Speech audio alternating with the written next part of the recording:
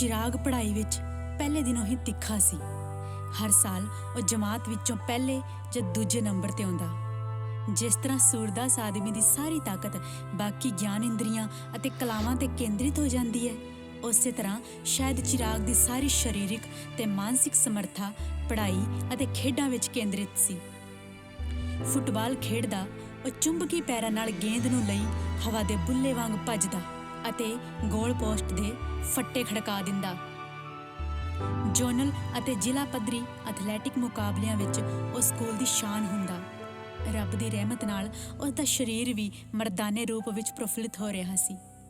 मोटे मोटे पट, भरवां शरीर, दरमियाने कद नाल उस सोहना गभरू जवान लगदा। 10वीं जमात तक उसदी दिख आम मुंडियां वर्गी सी, सिवाए कि मुच्छां दाड़ी फुੱਟਣ दी देर सी। रोशनी भी उसे जमात विच पढ़दी सी। पहली जमात तो हुण तक दोहां विच गूढ़ी दोस्ती सी, पर ज्यों-ज्यों रोशनी जवानी ते डंडे ते पैर धर रही सी, मल्लो मल्ली चिराग उसदे सुपनियां दा राजा बन के मूहरे आ खड़दा। उसदा साऊ जिहा सुभाਅ, घट बोलना, पढ़न विच होशियार होना रोशनी नूं सब कुछ बेहद पसंद सी। जिस दिन किते ढिल मठ जां बिमारी ठमारी मारा चिराग स्कूलों छुट्टी कर लैंदा तां रोशनी नूं चढ़े दिन हनेरा हो गया लगदा। 10वीं जमात तक पहुँचदियां उसदी चाहत सिर चढ़ के बोलण लगी। उसदी याद दा सिमरन घर बार भी चत्तों पैर चलदा रहिंदा। कदे कदे तां इन्नी जज्बाती हो के मोह जताउंदी कि बाकी जमाती भी छेड़छाड़ ते हासा ठट्ठा करन लग जांदे। 10वीं जमात दे गणित विचला अलजैबरा ते ज्योमैट्री चिराग नूं थोड़े औखे लगण लगे तां उसने मीरा नूं ट्यूशन दी इच्छा जाहिर कीती। मीरा ने भी चंगे तो चंगे अध्यापक दा इंतजाम करके चिराग दी ट्यूशन रख दित्ती। गणित विषय विच कदे कदे कुताही करन वाला चिराग हुण औखी तो औखी समस्या दा हल मिंटो मिंटी ब्लैक बोर्ड ते कढ आउंदा। तिमाही पेपरां विच जिथे चिराग ने सब तो वध नंबर लए, रोशनी गणित दे पेपर विचों फेल हो गई सी। हुण जमात विच ਉਹ ਸ਼ਰੇਆਮ चिराग तो मदद लैण लई बहाने नाल कोल आ बहिंदी। चिराग नमोशी मनदा, खैड़ा छुड़ाउण दी कोशिश करदा। एक दिन बोलिया, क्यों नहीं तू ट्यूशन रख लैंदी, मैं भी तां पढ़दा ही हाँ। कहण दी देर सी, रोशनी ने कित्थे ते कदों दा पता ला के ही छड्डिया। स्कूल तो बाद हुण ट्यूशन ते मिलण दा सिलसिला भी उसनूं एक पंथ दो काज लगे। बहुत कोशिश के बावजूद भी चिराग मतलब दी गल तो बिना पल्ला ना फड़ाउंदा। उस दियां आनी बहानी प्यार जताउण दियां सारियां जुगतां नूं नज़रअंदाज कर दिंदा। रोशनी दी हदों वध नेड़ता उसदा साह घुटण ला दिंदी तां रोशनी खिजदी हुई सोचदी, महा बुज्जड़ है, पता नहीं किसने मुंडा बनाया इसनूं। चिराग दे मन विच एक सच्ची मित्रता तो सिवाए होर कुछ ना सी। ट्यूशन इकट्ठियां पढ़दियां भी 6 महीने लंघ गए सन। एक दिन पढ़ के बाहर निकलदियां ही उसने चिराग दे साइकिल दी टोकरी विच गुत्था मुत्था किता कागज सिट्टिया। चिराग ने पढ़न लई खोलिया तां ओह प्रेम पत्र सी। पढ़न सार चिराग ने मूँह हैरानी नाल रोशनी वल मोड़िया तां ओह तां साइकिल ते सवार होई बीही दा मोड़ मुड़ रही सी। अखां ते यकीन ना करदियां चिराग एक बार फेर खत पढ़न लग्या। मेरे प्यारे चिराग, रोशनी दा चिराग नाल नाता तां जन्मां जन्मांतरां दा है। मेरे बिना तेरा ते तेरे बिना मेरा कोई वजूद नहीं है, फिर आपां क्यों मुनकर हाँ। आ इक्को मिक हो के सुहा चानण वंडीए, तेरे हुंगारे दी उड़ीक विच तेरी अपनी रोशनी। पढ़दियां ही चिराग नूं घबराहट होण लगी। जिस गल दा डर सी ओही मूहरे आ खलोती। प्यार मुहब्बत एक ही माजरा, दोस्ती तां किते दूर राह विच ही गवाच गई सी। फटाफट खत नूं किताब विच लुकाउंदा उस साइकिल दे पैडल नूं जोर जोर मार के साहों साई होया घर पहुंचा। गोरी कोठी दियां कंधां ओनूं वरज रहियां सन। अम्मी मीरा दे सुपने अलग गुहार पा रहे सन। मोड़ा चिराग, ये रिश्ता गलत है। उसदी रूह सच दी गवाही भरदी बोली। उसने कपड़े बदले ते फटाफट लाली तो लै के दिन छिपदियां ही रोटी खाधी अते कमरे विच हनेरा करके सौ गया। अगले दिन चिराग सहमिया जिहा स्कूल आ गया, पर सेहत नजाज होने का बहाना ला के ट्यूशन ना गया। रोशनी हुंगारे दी मांग करेगी सोच के उसका दिल दहल जांदा कि की जवाब दूंगा। ये लुका छिपी दा खेड किन्ने दिन चल सकदा सी। ਸੋ ਸੋਚ ਵਿਚਾਰ ਕੇ ਉਸਨੇ ਰੋਸ਼ਨੀ ਨੂੰ ਸਮਝਾਉਣ ਦਾ ਮਨ ਬਣਾ ਲਿਆ। ਮਨ ਦੀ ਤਾਕਤ ਬਟੋਰਦਾ ਉਹ ਟਿਊਸ਼ਨ ਬਾਅਦ ਅੰਦਰੋਂ ਆਉਂਦੀ ਰੋਸ਼ਨੀ ਦੀ ਉਡੀਕ ਗੇਟ ਤੇ ਕਰਨ ਲੱਗਿਆ। ਤੂੰ ਜਵਾਬ ਨਹੀਂ ਦਿੱਤਾ ਮੇਰੀ ਗੱਲ ਦਾ? ਆਉਂਦਿਆਂ ਹੀ ਰੋਸ਼ਨੀ ਬੋਲੀ। ਕਿਉਂਕਿ ਇਸ ਗੱਲ ਦਾ ਜਵਾਬ ਮੇਰੇ ਕੋਲ ਹੈ ਹੀ ਨਹੀਂ ਤੇ ਨਾ ਹੀ ਦਿੱਤਾ ਜਾ ਸਕਦਾ, ਚਿਰਾਗ ਬੋਲਿਆ। ਹਾਂ ਜਾਂ ਨਾ ਕਰਕੇ ਸਾਰੀ ਦੁਨੀਆ ਹੀ ਰਿਸ਼ਤੇ ਨਾਤੇ ਜੋੜਦੀ, ਤੋੜਦੀ ਤੇ ਨਿਭਾਉਂਦੀ ਹੈ। ਇਸ ਵਿੱਚ ਕਿਹੜੀ ਗੁੰਝਲ ਹੈ? ਇੰਨਾ ਗੁਰੂਰ ਨਾ ਕਰ। ਤੇਰੇ ਹੋਰਾਂ ਨਾਲੋਂ ਕੀ ਵੱਧ ਲੱਗਿਆ? ਇਨਸਾਨ ਹੀ ਹੈ ਨਾ, ਬਸ ਚੰਗਾ ਦਿਮਾਗ ਦੇਤਾ ਰੱਬ ਨੇ, ਤੂੰ ਤਾਂ ਹਵਾ ਵਿੱਚ ਉੱਡਣ ਲੱਗ ਗਿਆ। ਔਖੀ ਹੁੰਦੀ ਰੋਸ਼ਨੀ ਬੋਲੀ। ਬਸ ਰੱਬ ਦੇ ਵਾਸਤੇ ਹੁਣ ਬਹੁਤੇ ਸਵਾਲ ਨਾ ਕਰੀ, ਵਕਤ ਸਭ ਕੁਝ ਆਪੇ ਸਮਝਾ ਦੇਵੇਗਾ। ਜੇ ਵਾਕਈ ਤੂੰ ਮੈਨੂੰ ਮੁਹੱਬਤ ਕਰਦੀ ਹੈ ਤਾਂ ਮੈਨੂੰ ਭੁੱਲ ਜਾ ਤੇ ਮੁੜ ਕੇ ਇਹ ਸਵਾਲ ਨਾ ਕਰੀ, ਕਿਉਂਕਿ ਇਸ ਗੱਲ ਦਾ ਫੈਸਲਾ ਸੁਣਾਉਣ ਲਈ ਮੈਨੂੰ ਰੂਹ ਜ਼ਖਮੀ ਕਰਨੀ ਪਵੇਗੀ ਤੇ ਮੇਰੀ ਜ਼ਿੰਦਗੀ ਤਹਿਸ ਨਹਿਸ ਹੋ ਜਾਏਗੀ। ਆਸ ਕਰਦਾ ਹਾਂ ਕਿ ਤੂੰ ਸਿਆਣੀ ਬਣ ਕੇ ਇਸ ਗੱਲ ਤੇ ਇੱਥੇ ਹੀ ਮਿੱਟੀ ਪਾ ਦੇਵੇਂਗੀ। ਜਿਵੇਂ ਤੂੰ ਕਹੇ। ਹੁਣ ਤਾਂ ਕਹਿਣ ਸੁਣਨ ਦੀ ਵੀ ਗੱਲ ਨਹੀਂ ਰਹੀ, ਤੂੰ ਤਾਂ ਮੂੰਹ ਹੀ ਅਜਿਹਾ ਬੰਨ੍ਹ ਦਿੱਤਾ। ਸ਼ੁਕਰੀਆ, ਮਾਣ ਹੈ ਤੇਰੀ ਦੋਸਤੀ ਦਾ ਮੈਨੂੰ। ਬਸ ਧਿਆਨ ਨਾਲ ਪੜ੍ਹਾਈ ਕਰ। ਚਿਰਾਗ ਇੰਨੀ ਗੱਲ ਹੀ ਕਹਿ ਸਕਿਆ ਸੀ ਕਿ ਰੋਸ਼ਨੀ ਸਾਈਕਲ ਤੇ ਸਵਾਰ ਹੋ ਕੇ ਭਰੀਆਂ ਅੱਖਾਂ ਨਾਲ ਘਰ ਨੂੰ ਤੁਰ ਗਈ। ਭਾਵੇਂ ਰੋਸ਼ਨੀ ਰੋਜ਼ ਤਿਲ ਮਰਦੀ, ਪਰ ਉਸ ਦਿਨ ਤੋਂ ਬਾਅਦ ਕੁਝ ਕਹਿਣਾ ਤਾਂ ਦੂਰ ਦੀ ਗੱਲ ਸੀ। ਉਸਨੇ ਕਦੇ ਜਮਾਤ ਵਿੱਚ ਵੀ ਕਦੇ ਜ਼ੁਬਾਨ ਸਾਂਝੀ ਨਾ ਕੀਤੀ। ਚੁੱਪਚਾਪ ਬੈਠੀ ਸੋਚਦੀ ਰਹਿੰਦੀ, ਜਿਵੇਂ ਕਿ ਉਸਦੇ ਹਾਸੇ ਸਦਾ ਲਈ ਗੁੰਮ ਹੋ ਗਏ ਹੋਣ। ਉਸ ਦੀ ਪੀੜ ਚਿਰਾਗ ਨੂੰ ਜਰਨੀ ਔਖੀ ਹੁੰਦੀ, ਪਰ ਕੁਝ ਹੱਥ ਵੱਸ ਨਾ ਹੋਣ ਕਰਕੇ ਹਮਦਰਦੀ ਵੀ ਕਿਵੇਂ ਵਿਖਾਉਂਦਾ।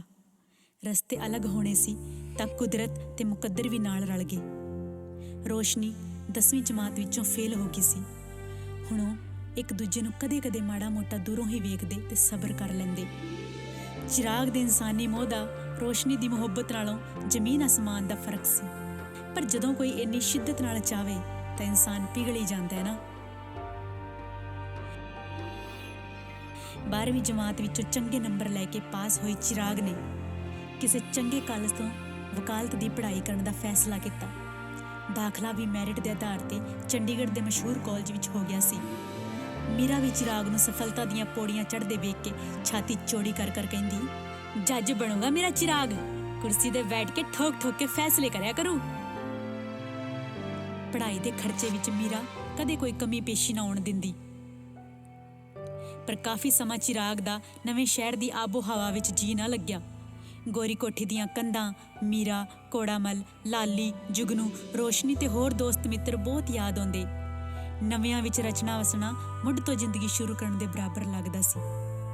ਮਰਦਾਨਗੀ ਦੀਆਂ ਗੱਲਾਂ ਕਰਦੇ ਮੁੰਡੇ ਜਦੋਂ ਚਿਰਾਗ ਤੋਂ ਮੁਹੱਬਤ ਬਾਰੇ ਪੁੱਛਦੇ ਤਾਂ ਉਹ ਕੰਨੀ ਕਤਰਾਉਂਦਾ। ਕਦੇ ਉਸਨੂੰ ਲੱਗਦਾ ਕਿ ਉਹ ਇਹ ਸਭ ਜਾਣ ਬੁੱਝ ਕੇ ਸ਼ੱਕੀ ਹਾਲਤ ਵਿੱਚ ਮੈਨੂੰ ਜਲੀਲ ਕਰਨ ਲਈ ਕਰਦੇ ਹਨ। ਇਸ ਭਰਮ ਨੇ ਉਸਨੂੰ ਹਰ ਪੱਖੋਂ ਊਣਾ ਕਰ ਦਿੱਤਾ ਸੀ। ਉਹ ਆਪਦੇ ਆਪ ਨੂੰ ਜੰਗਲ ਵਿੱਚ ਗੁਆਚੇ ਡੱਗੇ ਵਾਂਗੂ ਮਹਿਸੂਸ ਕਰਨ ਲੱਗਿਆ। ਮੁੰਡਿਆਂ ਦੀ ਢਾਣੀ ਵਿੱਚ ਰਲ ਬੈਠਣ ਦੀ ਪੂਰਜ਼ੋਰ ਕੋਸ਼ਿਸ਼ ਕਰਦਾ ਉਹ ਹੁਣ ਸ਼ਰਾਬ ਵੀ ਪੀਣ ਲੱਗਿਆ ਸੀ। ਕਿੰਨੀ ਚੰਗੀ ਲੱਗਣ ਲੱਗ ਗਈ ਸੀ ਸ਼ਰਾਬ ਕਿ 2 ਘੁੱਟ ਅੰਦਰ ਜਾਂਦਿਆਂ ਹੀ ਸਾਰਾ ਗਮ ਤੇ ਡਰ ਫੁਰ ਕਰਕੇ ਉੱਡ ਜਾਂਦਾ ਸੀ ਤੇ ਰੂਹ ਸੌਖੀ ਮਹਿਸੂਸ ਕਰਦੀ।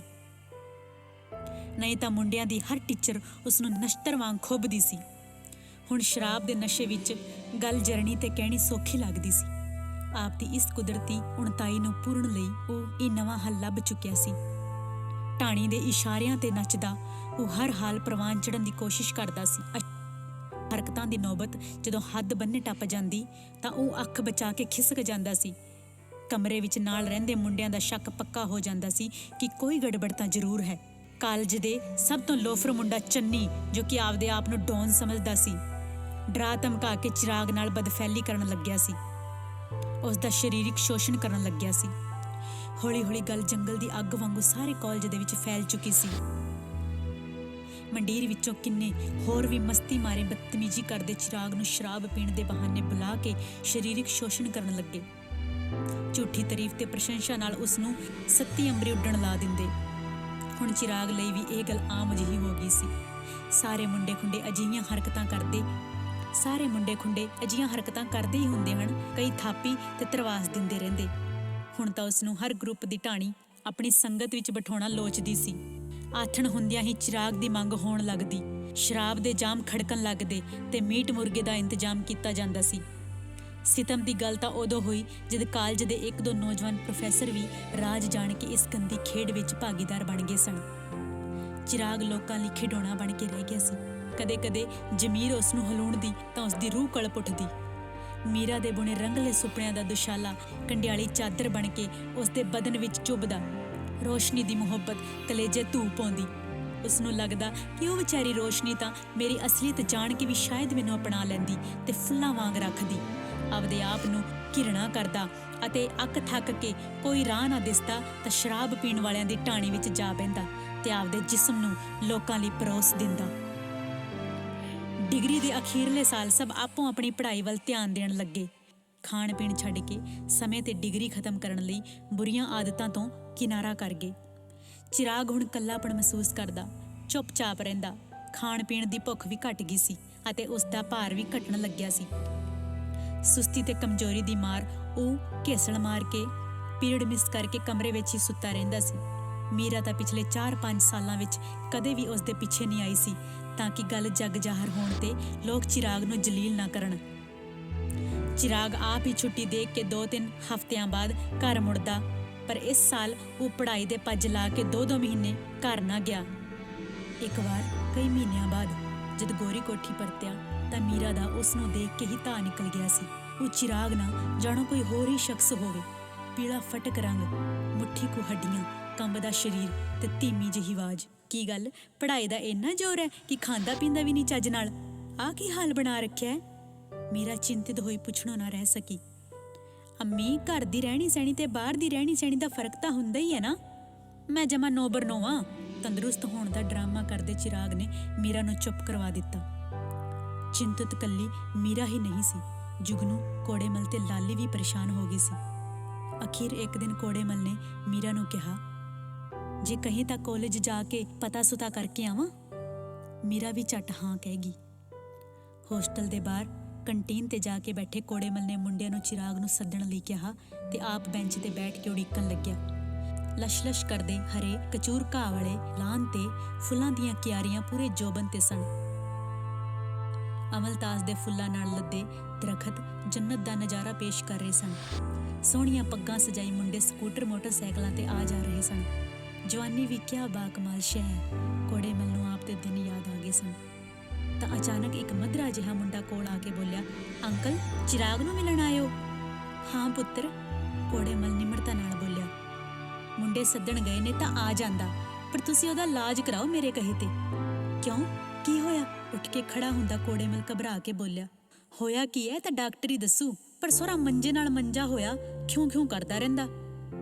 ਕੋਈ ਗੱਲ ਤਾਂ ਜ਼ਰੂਰ ਹੈ, ਕਹਿ ਕੇ ਮੁੰਡਾ ਝੱਟ ਕੋੜੇਮਲ ਦੇ ਦੇਖਦੇ ਦੇਖਦੇ ਪਤਾ ਨਹੀਂ ਕਿੱਧਰ ਖਿਸਕ ਗਿਆ। ਕੋੜੇਮਲ ਨੂੰ ਵੀ ਮੀਰਾ ਦਾ ਫਿਕਰ ਸਹੀ ਲੱਗਿਆ। ਖਿਲਰੀਆਂ ਜੀਆਂ ਬੋਦੀਆਂ ਤੇ ਅੱਖਾਂ ਮਲਦਾ ਚਿਰਾਗ ਕੋੜੇਮਲ ਨੂੰ ਆ ਕੇ ਇਉਂ ਮਿਲਿਆ ਜਿਵੇਂ ਉਹ ਮੁੱਦਤਾਂ ਤੋਂ ਹੀ ਬਿਮਾਰ ਹੋਵੇ। ਰਵਾਜਨ ਹਾਲ ਚਾਲ ਪੁੱਛ ਕੇ ਚਾਹ ਪਾਣੀ ਪੀਤਾ ਤੇ ਕੋੜੇਮਲ ਨੇ ਚਿਰਾਗ ਦਾ ਹੱਥ ਫੜ ਕੇ ਕਿਹਾ, ਬੇਟਾ, ਮੈਨੂੰ ਤਾਂ ਠੀਕ ਨਹੀਂ ਲੱਗਦਾ, ਜੇ ਕਹੇ ਤਾਂ ਡਾਕਟਰ ਤੇ ਦਿਖਾ ਆਈਏ। ਆ ਨਾਲ ਹੀ ਅਗਲੇ ਸੈਕਟਰ ਵਿੱਚ ਹਸਪਤਾਲ ਹੈ। ਉਹ ਨਹੀਂ ਉਸਤਾਦ ਅੰਕਲ ਜੀ, ਪੇਪਰਾਂ ਕਰਕੇ ਨਿੰਦਰੇ ਮਾਰੇ ਸਰੀਰ ਨਿਢਾਲ ਹੈ। ਮੈਨੂੰ ਕੀ ਹੋਇਆ, ਮੈਂ ਜਮਾਂ ਠੀਕ ਠਾਕ ਹਾਂ। ਛੋਟੇ ਹੁੰਦਿਆਂ ਤੋਂ ਹੀ ਚਿਰਾਗ ਨੂੰ ਸਕੂਲ ਛੱਡਣ ਲਿਜਾਣਾ ਅਤੇ ਕਾਫੀ ਸਮਾਂ ਇਕੱਠਿਆਂ ਬਿਤਾਇਆ ਹੋਣ ਕਰਕੇ ਆਪਦੇ ਹੱਥਾਂ ਵਿੱਚ ਪਲੇ ਬੱਚੇ ਦਾ ਤਿਉਂ ਤਾਂ ਸੁਭਾਵਿਕ ਹੀ ਸੀ। ਹੁਣ ਮੁੰਡੇ ਦੇ ਕਹੇ ਤੇ ਕੋੜੇਮਲ ਵੀ ਪਰੇਸ਼ਾਨ ਹੋ ਗਿਆ ਸੀ। ਸਾਰੇ ਰਾਹ ਮੁੜ ਕੇ ਬੱਸ ਵਿੱਚ ਬੈਠਾ ਉਹ ਤਰ੍ਹਾਂ ਖਿਆਲ ਮਨ ਵਿੱਚ ਪਾਲੀ ਜਾ ਰਿਹਾ ਸੀ। ਚਿੰਤਾ ਉਸਦੇ ਚਿਹਰੇ ਤੋਂ ਸਾਫ਼ ਝਲਕ ਰਹੀ ਸੀ, ਪਰ ਉਸਨੇ ਗੋਰੀ ਕੋਠੀ ਆ ਕੇ ਸਭ ਅੱਗੇ ਸੁੱਖ ਸਾਂਦ ਅਤੇ ਬੇਫਿਕਰੀ ਜ਼ਾਹਰ ਕੀਤੀ ਸੀ।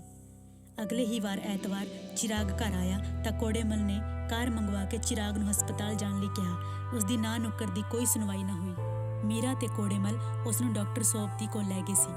ਛਾਤੀ ਵਿੱਚ ਰੇਸ਼ਾ, ਖੰਘ, ਮੱਠਾ ਬੁਖਾਰ ਤੇ ਭਾਰ ਘਟਣ ਕਰਕੇ ਸਾਰੀ ਮੈਡੀਕਲ ਹਿਸਟਰੀ ਨੂੰ ਸਮਝਦਿਆਂ ਡਾਕਟਰ ਸੋਪਤੀ ਨੇ ਟੀਬੀ ਦਾ ਖਦਸ਼ਾ ਜ਼ਾਹਰ ਕੀਤਾ ਅਤੇ ਖੂਨ ਪਿਸ਼ਾਬ ਦੇ ਸੈਂਪਲ ਲੈ ਕੇ ਲੈਬ ਨੂੰ ਭੇਜਦੇ ਕਰ ਦਿੱਤੇ।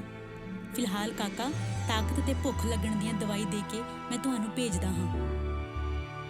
ਇਹ ਰਿਪੋਰਟ ਬੰਬੇ ਤੋਂ ਟੈਸਟ ਹੋ ਕੇ ਆਉਣੀ ਹੈ, ਸੋ 15-20 ਦਿਨਾਂ ਤੱਕ ਤੁਸੀਂ ਫੋਨ ਕਰਕੇ ਪਤਾ ਕਰ ਲੈਣਾ ਅਤੇ ਦੁਬਾਰਾ ਚੈੱਕਅਪ ਕਰਾਉਣ ਲਈ ਆਉਣਾ, ਤਾਂ ਜੋ ਬਿਮਾਰੀ ਦੀ ਜੜ ਫੜਦਿਆਂ ਮੈਂ ਅਗਾਂਹ ਇਲਾਜ ਕਰ ਸਕਾਂ। ਦਵਾਈ ਬੂਟੀ ਲੈ ਕੇ ਘਰ ਆਉਂਦੇ ਸਭ ਬੇਫਿਕਰ ਜਿਹੇ ਸਨ ਤਾਂ ਕੋੜੇਮਲ ਨੇ ਬੇਵਜ੍ਹਾ ਹੌਸਲਾ ਦਿੰਦਿਆਂ ਕਿਹਾ, ਟੀਬੀ ਤਾਂ ਅੱਜ ਕੱਲ੍ਹ ਹਰ ਦੂਜੇ ਚੌਥੇ ਬੰਦੇ ਨੂੰ ਆ। 3 ਜਾਂ 6 ਮਹੀਨੇ ਦਵਾਈ ਨਾਲ ਜੜੋਂ ਮੁੱਕ ਜਾਂਦੀ ਆ। ਸੋ ਬੜਾ ਫਿਕਰ ਨਾ ਕਰੀਂ ਬੱਲਿਆ, ਰੱਬ ਤੰਦਰੁਸਤੀ ਬਖਸ਼ੇ। ਹਾਂ। ਚਿਰਾਗ ਵੀ ਫਿੱਕੀ ਜਿਹੀ ਮੁਸਕਾਨ ਨਾਲ ਹੁੰਗਾਰਾ ਭਰਦਾ ਸਿਰ ਹਿਲਾ ਰਿਹਾ ਸੀ। ਪੇਪਰਾਂ ਦੇ ਦਿਨ ਸਿਰ ਤੇ ਆ ਚੁੱਕੇ ਸਨ, ਸੋ ਅਗਲੀ ਸਵੇਰ ਹੀ ਚਿਰਾਗ ਚੰਡੀਗੜ੍ਹ ਪਰਤ ਗਿਆ। ਦਵਾਈ ਬੂਟੀ ਟਾਈਮ ਤੇ ਲੈਣ ਤੇ ਖਾਣ ਪੀਣ ਦੀ ਤਾਕੀਦ ਕਰਦੀ ਮੀਰਾ ਨੇ ਜੁਗਨੂ ਨੂੰ ਬੱਸ ਅੱਡਿਓਂ ਬੱਸ ਬਿਠਾ ਕੇ ਆਉਣ ਲਈ ਕਿਹਾ ਅਤੇ ਚਿਰਾਗ 3 ਹਫ਼ਤਿਆਂ ਨੂੰ ਪੇਪਰ ਮੁੱਕਣ ਤੇ ਘਰ ਆਉਣ ਲਈ ਕਹਿ ਗਿਆ।